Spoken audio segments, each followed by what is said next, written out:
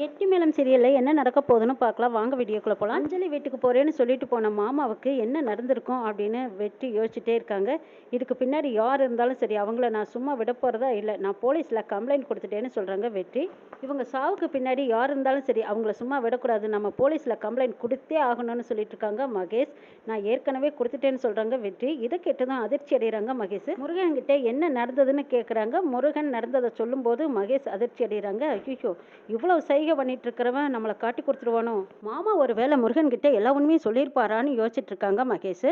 லட்சுமி சிவராமன் போட்டோவை பார்த்து அழுதுகிட்டே இருக்காங்க. இந்த பக்கமா வெற்றி முருகன் கிட்ட கேட்டுட்டு இருக்காங்க. என்ன நடந்ததுன்னு கேட்கும்போது எங்களை 4 ரவுடிங்க துரத்துனாங்க, என்னை கொண்டு போய் ரயில் தண்டவாளத்துல கட்டி போட்டாங்க, அப்பா தான் ஓடி வந்து என்னை காப்பாத்தினாரு, என்னை காப்பாத்திட்டு அப்பா ரயிலில் அடிபட்டுட்டாரு, அப்பாவையும் 4 பேர் துரத்திக்கிட்டு வந்தாங்கன்னு சொல்றாங்க. இதை கேட்டதும் வெற்றிக்கும் சரி மகேஷுக்கும் சரி அதிர்ச்சியா இருக்கு. ஐயோ, எங்க உண்மையெல்லாம் சொல்லிடுவானோ அப்படின்னு மகேஷ் ஒரு பக்கம் அதிர்ச்சி அடைகிறாங்க. வெற்றி கேட்குறாங்க, அவங்கள பார்த்தா உங்களால் அடையாளம் சொல்ல முடியுமான்னு கேட்குறாங்க வெற்றி. என்னால் சொல்ல முடியும், என் ஞாபகத்தில் நல்லா இருக்குது அப்படின்னு முருகன் சைகையில் சொல்கிறாங்க. இதை கேட்ட மகேஷ் இன்னும் அதிர்ச்சி அடைகிறாங்க. அச்சோ, இவன் ஞாபகத்தில் இருந்தால் நிச்சயமாக அடையாளம் காட்டிடுவானே, என்ன செய்யலாம், இவனை போலீஸ் ஸ்டேஷனுக்கு போக விடாமல் தடுக்கணும் அப்படின்னு நினச்சிட்டு இருக்காங்க. அப்போ வெற்றி கூப்பிடுறாங்க முருகனை.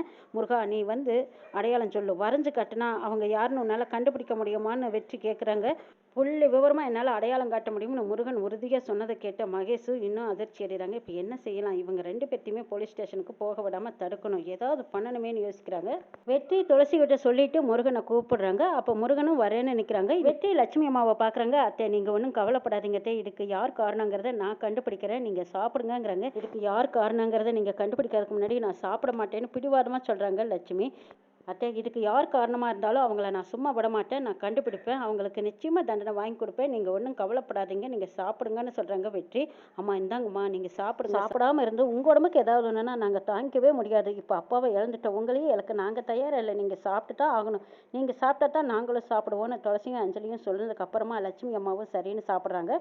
இங்கே வெற்றி தைரியமாக இதை பார்த்து துளசி அஞ்சலி 2 பேரும் கவலைப்படாதீங்க, முருகனை கூட்டிகிட்டு போய் அந்த நபர் யாருங்கிறத நான் கண்டுபிடிக்கிறேன்னு சொல்லிட்டு முருகனை கூட்டிகிட்டு போகிறாங்க வெற்றி. மகேஷ் பதறாரு. ஐயோ, முருகன் அடையாளம் காட்டிட்டா அவனுங்களை அடிச்சு நொறுக்குனாங்கன்னா நம்மளை அடையாளம் காட்டி கொடுத்துருவானே, இப்போ என்ன செய்யலாம்னு யோசிக்கிறாங்க. மாப்பிள்ளை ஒரு நிமிஷம் இருங்க அப்படின்னு லட்சுமி அம்மா கூப்பிடுறாங்க. எனக்கு முருகன் முக்கியம், ஆனால் முருகனை தான் கொலை பண்ணுறதுக்காக முயற்சி பண்ணியிருக்காங்க, முருகன் யாருக்கு எந்த கெடுதலும் நினைச்சதில்லை, அவனுக்கு ஒரு எதிரி இருக்காங்கன்னு நினைக்கும் போது எனக்கு ரொம்ப பயமாவே இருக்கு, முருகனை காப்பாற்ற போயிட்டா இவருக்கு இப்படி ஒரு நிலைமை ஆயிடுச்சுன்னு வேற சொல்றீங்க, அதனால எனக்கு என்னன்னு புரியல, ஆனால் முருகனை பத்திரமா பாதுகாப்பாக கூட்டி விட்டு வாங்கன்னு சொல்றாங்க லட்சுமி. அண்ணன் இது நாள் வரைக்கும் யாருக்கும் எந்த கெடுதலும் நினைச்சதில்லை, எல்லாத்துக்குமே நல்லது தான் நினச்சிருக்காரு, இப்படிப்பட்டவருக்கு ஒரு துரோகி இருக்கான்னா நிச்சயமாக அந்த துரோகியை நம்ம கண்டுபிடிச்சதான் ஆகணுங்கிறாங்க துளசி நம்மளே பேசிகிட்டு இருந்தோன்னா இதுக்கு முடிவே கிடைக்காது, நம்ம போய் கம்ப்ளைண்ட் கொடுத்துடலாம், முருகனை கூட்டிகிட்டு போய் கம்ப்ளைண்ட் கொடுத்தோன்னா தான் அவரே அடையாளம் சொல்லுவார், அதுக்கப்புறம் மேற்கொண்டு ஆக வேண்டியதாக பார்க்கலாங்கிறாங்க வெற்றி. ஆமாம் வெற்றி, நீங்கள் சொல்கிறது தான் சரி, சரி அண்ணனை கூட்டிகிட்டு போய் கம்ப்ளைண்ட் கொடுத்துருங்கிறாங்க துளசி. மாப்பிள்ளை, முருகனுக்கு ஆபத்து இருக்குதுன்னு தெரிஞ்சிருந்தும் நம்ம அசால்ட்டாக இருக்கிறது சரியில்லை, நீங்கள் சீக்கிரமாக கம்ப்ளைண்ட்டை கொடுத்துருங்க, எனக்கு முருகன் நான் பெறாத பிள்ளையாக இருந்தாலும் அவன் தான் என் பிள்ளை, முருகனை காப்பாற்றுறதுக்கு தான் என் புருஷன் உயிரை விட்டுருக்காருன்னா நிச்சயமாக நான் அவனை காப்பாற்றியே ஆகணும், நான் உயிர் உள்ள வரைக்கும் முருகனை நான் விட்டு கொடுக்க மாட்டேன், முருகனை காப்பாற்றியே ஆகணும், போங்க மாப்பிள்ளை சீக்கிரமாக போய் கம்ப்ளைண்ட் கொடுங்கன்னு சொல்கிறாங்க லட்சுமி.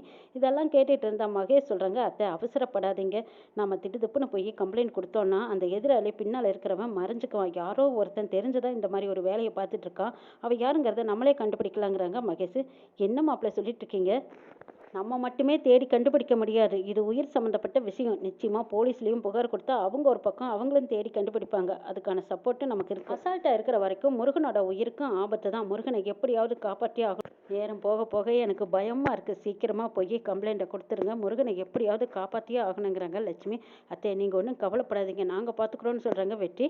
மகேஷ் முட்டுக்கட்டை போட்டுகிட்டே இருக்காங்க. இல்லை வெற்றி, இது சரியாக படலை, எனக்கு என்னமோ இந்த யோசனை சரி வராதுன்னு தான் தோணுது, நம்ம போலீஸில் கம்ப்ளைண்ட் கொடுத்தா நிச்சயமாக அந்த எதிராளி எங்கேயோ ஒரு பக்கம் ஒளிஞ்சுக்குவான், மறைஞ்சிருந்து தாக்குவானே தவிர அவன் கண்டுபிடிக்க முடியாது. என்ன நீங்கள் ஏன் இப்படியே பேசிட்டு இருக்கீங்க, போலீஸ் ஒரு பக்கம் தேடட்டும், நம்ம ஒரு பக்கம் தேடலாம், நிச்சயமாக அவன் கைக்கு சிக்கித்தானே ஆகணும், தப்பிக்க வாய்ப்பு இல்லைங்கிறாங்க. இல்லை, என் மனசுக்கு பட்டதை சொன்னேன் அப்படின்னு மகேஷ் சமாளிக்கிறாங்க. இல்லை, எங்கள் அப்பா அரசியல்வாதி, நானும் எனக்கு அரசியல் செல்வாக்கெல்லாம் இருக்குது, நிச்சயமாக அந்த அரசியல் செல்வாக்கை வச்சு அவள் யாருங்கிறத நான் கண்டுபிடிக்கத்தான் போகிறேங்கிறாங்க. துளசிக்கு மகேஷை பார்த்து சந்தேகமாக இருக்குது, எதனால் மகேஷ் இதுக்கான முயற்சி எடுக்கவும் மாட்டேங்கிறாங்க, இல்லை போலீஸில் கம்ப்ளைண்ட் கொடுக்கனாலும் வேண்டான்னு சொல்கிறாங்களே எதனாலேன்னு யோசிக்கிறாங்க. கேட்குறாங்க. மாப்பிள்ளை, என் புருஷனை கொண்டவனை சும்மா விட்டுறாதீங்க, அவன் யாருன்னு கண்டுபிடிங்க, அவன் சரட்டை பிடிச்சு நான் 4 அடி அடித்து அவனை கேட்கணும், 4 கேள்வி கேட்டால் தான் என் மனசு ஆறும், என் மஞ்சள் குங்குமத்தையும் அழைச்சவனை நான் சும்மா விட மாட்டேங்கிறாங்க லட்சுமி. மாமா பாவம் யாருக்கும் எந்த ஒரு துரோகமும் நினைக்க மாட்டாரு, முருகனும் அப்படித்தான் இருந்தாரு, இவங்க 2 பேர்த்துக்கும் ஒரு துரோகி இருக்கான்னா நிச்சயமா அவனை யாருன்னு நம்ம கண்டுபிடிச்சு தெரிஞ்சுக்கணுங்கிறாங்க. நான் நல்லா யோசிச்சு பார்த்துட்டேன், என் பெறாத பையனை நான் காப்பாற்றணும்னா நிச்சயமா நானும் வந்து போலீஸ் ஸ்டேஷனில் கம்ப்ளைண்ட் கொடுக்கணுங்கிறாங்க லட்சுமி. இதை கேட்ட மகேஷ் இன்னும் அதிர்ச்சி அடைகிறாங்க. ஐயோ, என்னது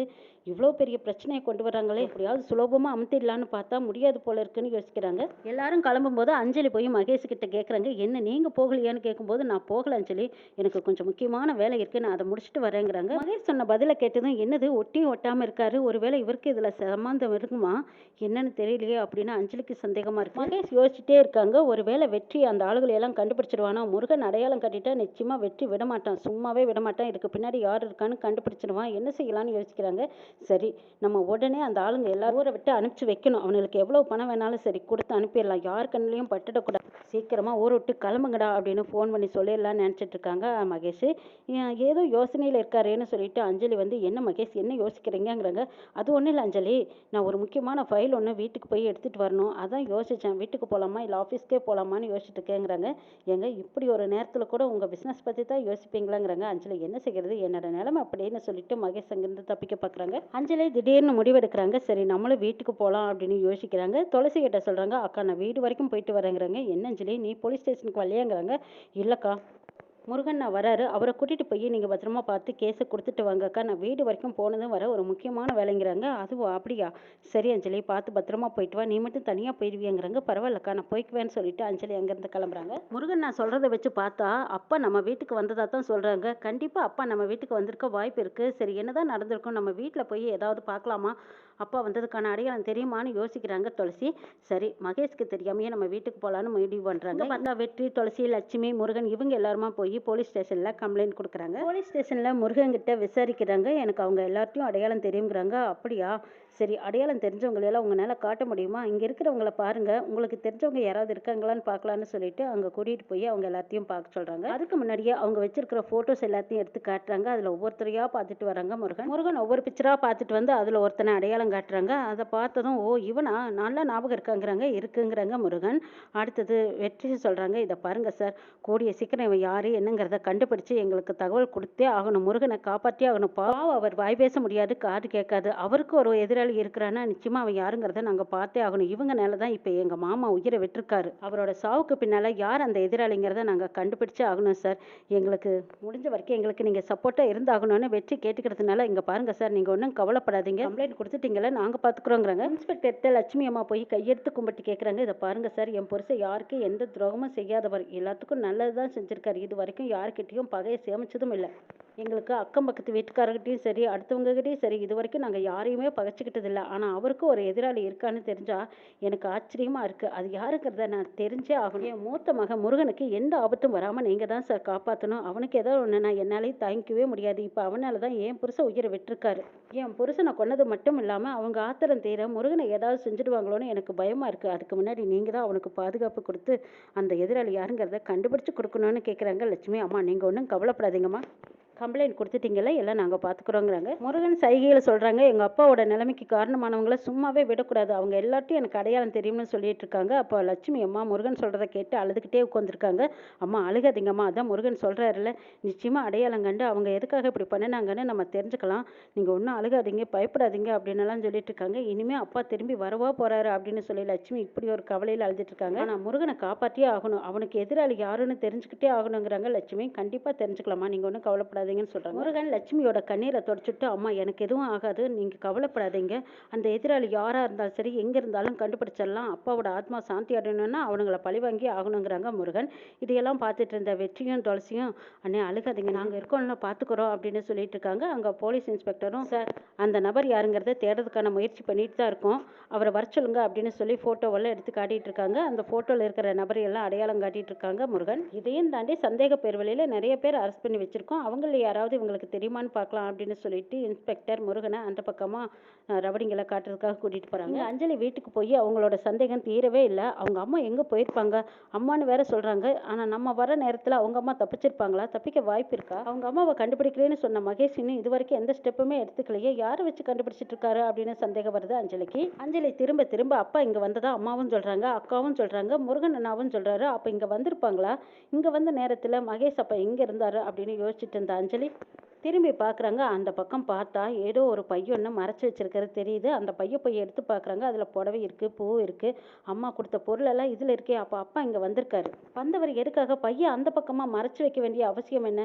ஒருவேளை அப்பாவை மகேஷ் பார்த்துருப்பாரா? பார்த்துட்டு தான் என்கிட்ட போய் சொல்லியிருக்காங்களா? அப்போ மகேஷால தான் அப்பாவுக்கு ஏதாவது பிரச்சனை ஆயிருக்குமா அப்படின்னு அஞ்சலிக்கு சந்தேகம் வந்துருச்சு. சந்தேகத்தை கிளியர் பண்ணிக்கணும்னு நினச்சிக்கிட்டு அங்கே போய் சிசிடிவி கேமராவை ஓப்பன் பண்ணி பார்க்குறாங்க. மகேஷுக்கு தெரியாமையே அஞ்சலி வச்சிருந்த அந்த கேமராவில் பார்க்கும்போது சிவராமன் வந்துட்டு போய் முருகனோட அம்மாவை பார்க்குறாங்க, பேசுகிறாங்க. அடுத்தது கீழே படபடன்னு ஓடி வராங்க. ஓடி வந்தவர் திரும்ப அங்கேருந்து வெளியில் போகிற காட்சி தெரியுது. இதை கண்டதும் அஞ்சலி பதட்டப்படுறாங்க. அப்போ இவங்க வரும்போது மகேஷோட அம்மா உள்ளதா இருந்திருக்காங்க. மாடியில் ஏதோ சத்தம் கேட்குதுன்னு போனவர் திரும்பி வரும்போது பதட்டத்தோட வராரு. மாடிக்கு போயிட்டு கீழே வரும்போது பதட்டத்தோட வராங்க. பதட்டத்தோட வந்தவர் எனக்கு ஃபோன் பண்ணி ஏதாவது பேசியிருக்கணும். அதுவும் இல்லாமல் அங்கேருந்து யாரையோ காப்பாத்துறதுக்காக வெகு வேகத்தில் போகிறாங்க அப்படின்னா முருகன் அண்ணா சொன்னதை வச்சு பார்க்கும்போது முருகன் அண்ணாவை தான் காப்பாத்திருக்கு அப்பா வந்திருப்பாரா அப்படின்னு அஞ்சலிக்கு மகேஷ் மேலே சந்தேகம் வந்துருச்சு. அவங்க அம்மா காணாமல் போயிட்டாங்க, கண்டுபிடிக்கிறேன்னு சொன்ன மகேஷ் அதை பற்றி இன்னும் நம்மக்கிட்ட எதுவுமே சொல்லலையே. அப்பா வரும்போது மகேஷோட அம்மா வீட்டில் தான் இருந்திருக்காங்க. அப்பா அந்த பதட்டத்தில் தான் வெளியில் வந்திருக்காருன்னு அஞ்சலிக்கு புரிஞ்சு போச்சு.